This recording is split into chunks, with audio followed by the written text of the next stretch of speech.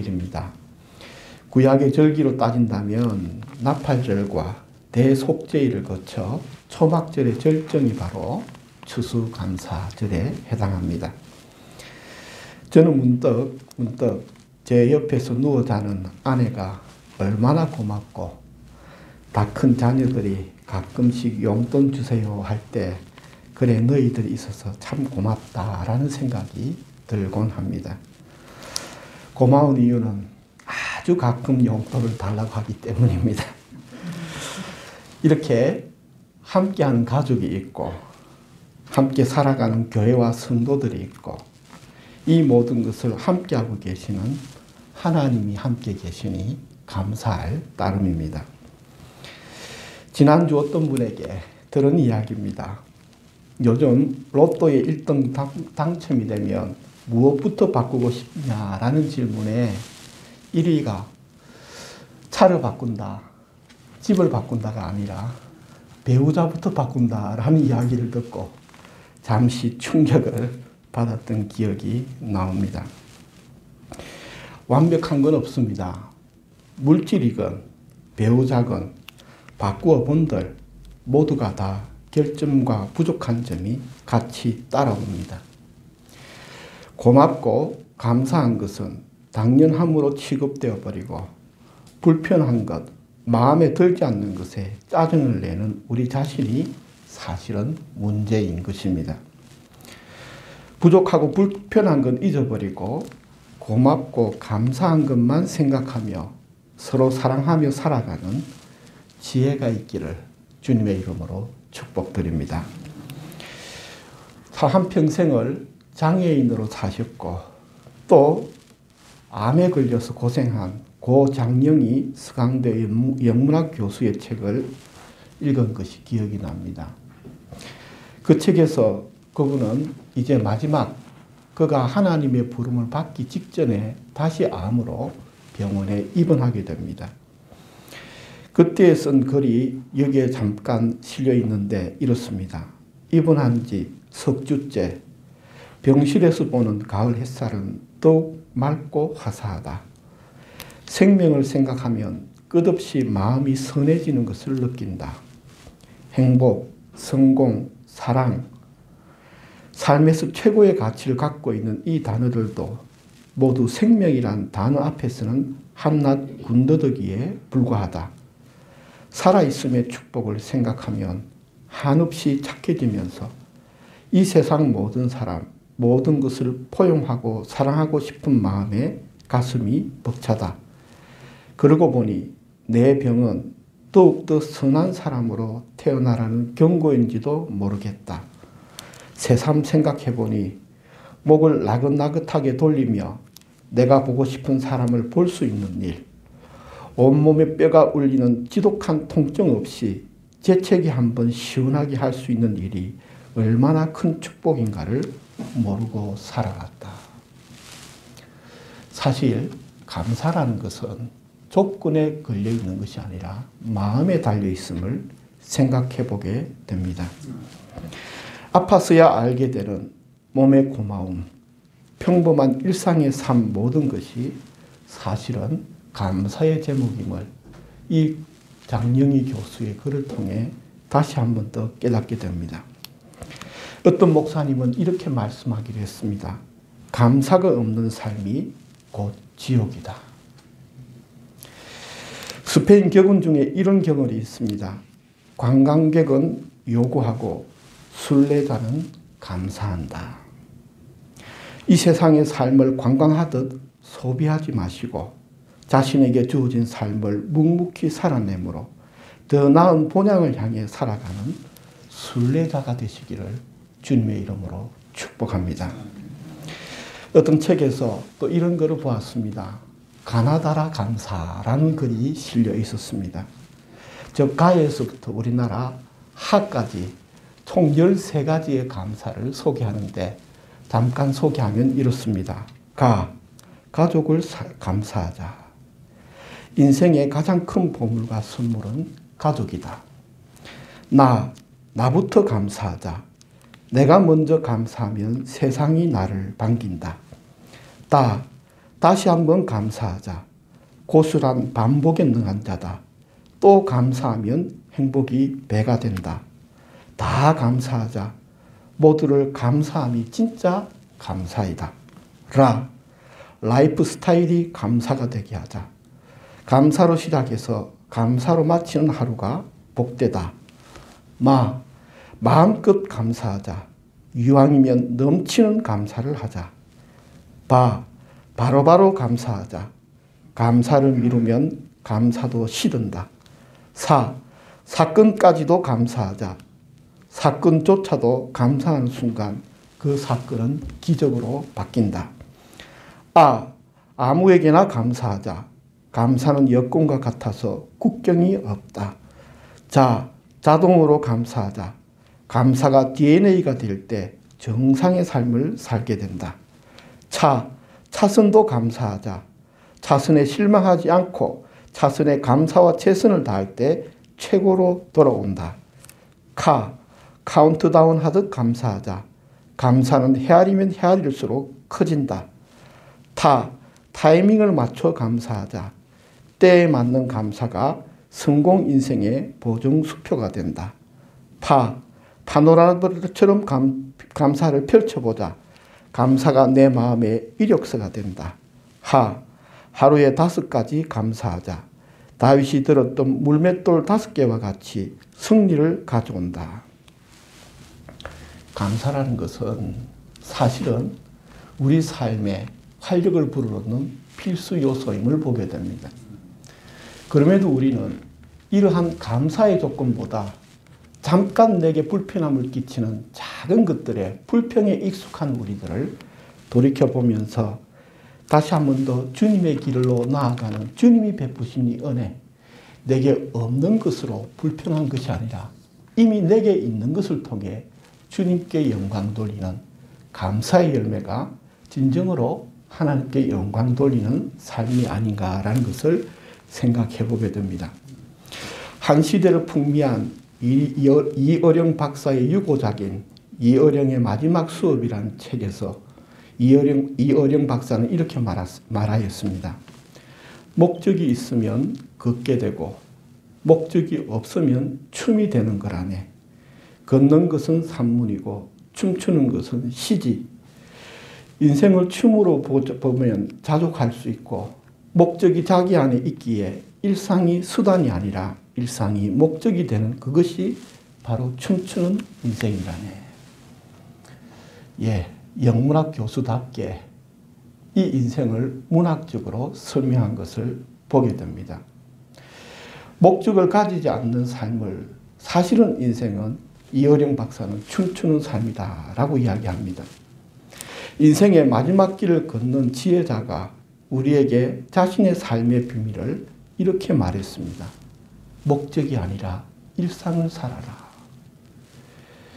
목적이 있으면 걷게 된다라는 것은 차선의 삶을 의미합니다. 그러나 목적이 없으면 춤을 춘다라는 것은 이 말은 정말 들을 게 있는 자가 들을 수 있는 비밀과 신비의 언어입니다. 여기서 목적이라는 것은 자기 욕심을 말합니다. 자기 욕심을 채우기 위해서 살게 되면 춤추는 삶을 살 수 없다라는 겁니다. 잠깐의 목적 달성의 만족감은 누릴 수 있겠으나 그 삶은 자신의 목적을 위해 주변의 많은 사람들에게 불평과 고통을 끼치기에 그는 춤추는 삶이 아니라 걷는 삶이다라고 말하고 있는 것입니다. 자기의 목적을 버려야 하나님의 계시를 들을 수 있게 됩니다. 하나님의 계시는 특별한 목적에 있는 것이 아니라 오늘 하루하루를 살아가는 오늘을 주신 그 하나님의 일상 속에 하나님은 우리에게 목적을 심어 놓으신 것입니다. 특별한 일이나 특별한 사건 속에서만 하나님이 계시는 것이 아니라 오늘이라는 평범한 일상 속에 하나님은 우리와 함께하고 계십니다. 성경을 가만히 읽어보면 바벨탑을 쌓는 자와 주님께서 주신 광야의 길을 걷는 자의 두 종류의 인생이 비교됨을 보게 됩니다.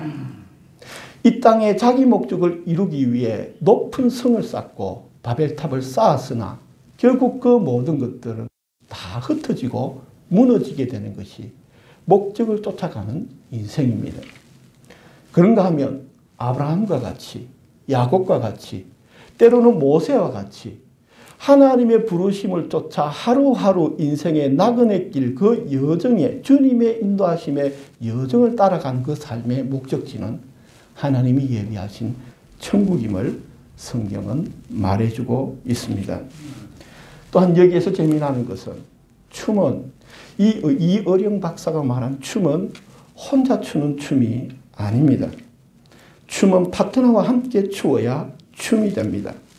목적을 쫓아가면 일상의 하나님과 함께 할 수 없기에 걷기가 되어버리지만 그러나 일상 속에 자기의 목적이 아닌 하나님의 계시를 쫓아 에베소서에 말씀하신 것처럼 성령의 열매, 갈라디아서죠. 성령의 열매, 사랑과 희락과 이 성령의 9가지 열매를 맺어가는 그 삶을 살아가는 자들은 주님과 함께 춤추는 삶을 살 수 있다라는 것입니다.